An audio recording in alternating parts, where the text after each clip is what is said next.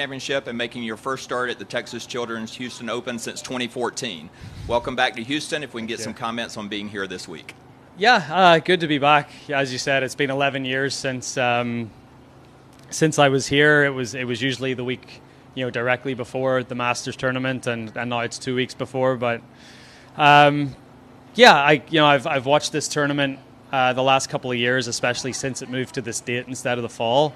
And felt like it was a golf course that would be right up my alley and would suit my game and suit my style of play. So, good to get a look at the golf course the last couple of days, and excited to just keep going. It's been a great start to the season for me, and I want to continue that. Since you're seeing the course for the first time, you could go ahead and give us some thoughts on what you're seeing out there, and does it remind you of another course on the circuit anywhere? No, not particularly. Like the way it's set up, it's for the longer hitter, it's a perfect golf course. It sort of bombs away off the tee, and then it requires quite a bit of thought from the second shot in. So, like the green complexes are pretty, they're severe in areas, and you have to really think about where you want your second shot to be and where the miss is and a lot of the runoffs. But I think it's generous off the tee, but then second shots in, it really challenges you and challenges you to really think about where you want to place your ball after that. Rory, what's one or two things you picked up from your trip to Augusta? Obviously, you've been there enough times, but is there one or two things that stood out to you on your trip to Augusta this week? Not really. I mean, I use those trips just to refamiliarize myself with the place. Clubs off tees, looking to see if they changed any greens. There's 4 greens that are new this year that they've redone.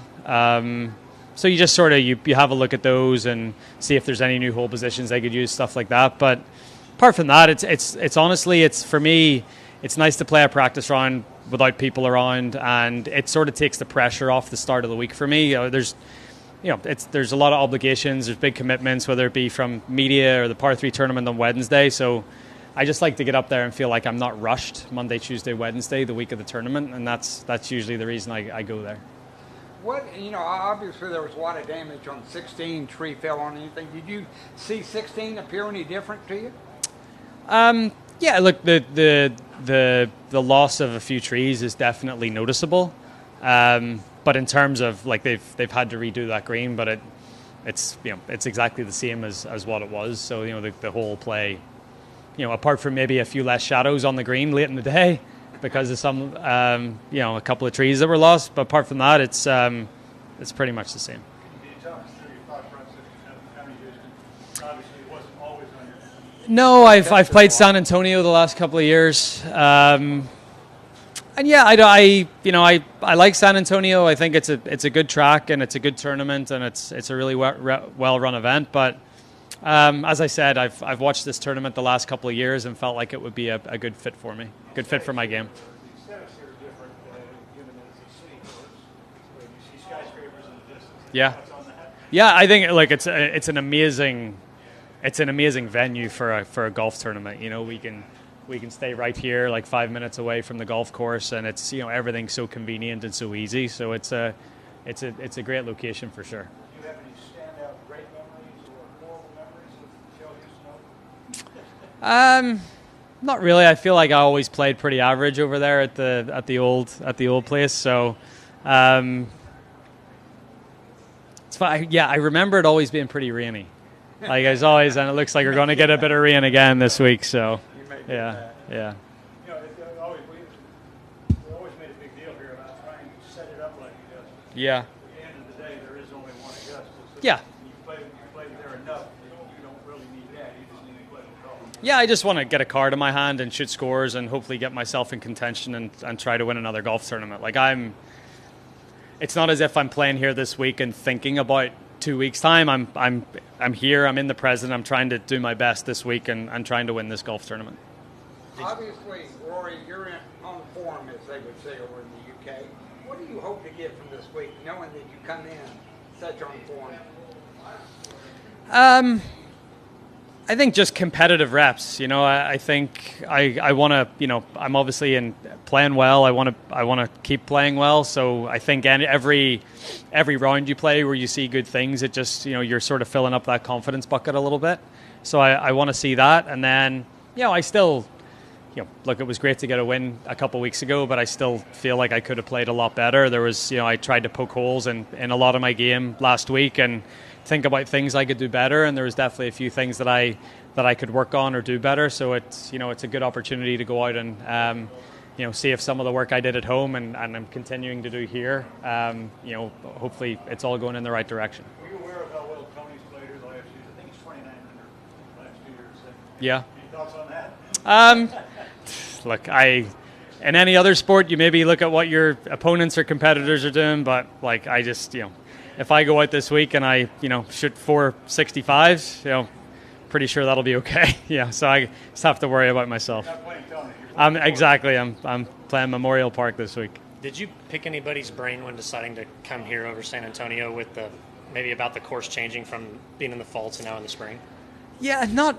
It was sort of more just me watching it on TV the last couple of years. We watched a little bit of it last weekend with Scottie being up there and Steven Yeager, and it looked like with the overseed and sort of trying to a lot of the chipping is very similar to what we're going to face in a couple of weeks' time. So I just thought there was there's a couple of different things about the golf course that would not only fit my game and what I do well, but also looking with one eye ahead to a couple of weeks' time. Is there certain things that I would face here that would be somewhat good prep or good practice going into the first major of the year? A regular tournament like this, not all that often you're going to get number 1 and number 2 in the world. Yeah.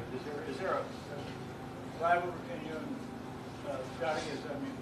Obviously it'd be a friendly rivalry, I assume, but is it kind of fun to have him on the course at the same time? It's awesome. I think what Scottie's done the last couple of years in golf is amazing. It's great to have him be. He's great for the game. What he did last year, I don't think it's talked about enough. His season last year is up there with one of the all-time great seasons in the history of the game. He's an amazing player. He's a great person as well. He's got a great family, and it's good to see him doing. It's good for the game, and it's nice to see nice people succeed. So I have nothing but respect and admiration for Scottie. Having said that, you hope to beat him here, right? Of course. Yeah. You talked about copying Scottie's strategy on the course, maybe not taking as many rests, stuff like that. Could that be the missing piece for you? To copy that strategy? He's had so much success with that. Yeah.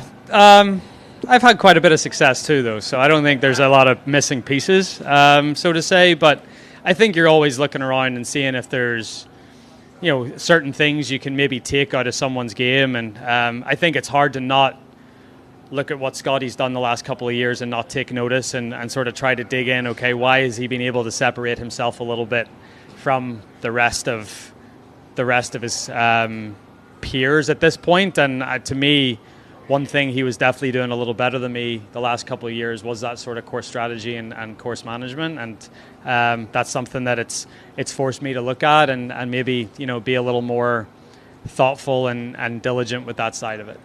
Rory, what was your Happy Gilmore filming experience like? Looking back on it now, how cool was it to be on that proper set? What do you reflect back on that now? Yeah, it was amazing. I spent 2 weeks up there, and just really cool to I did it with.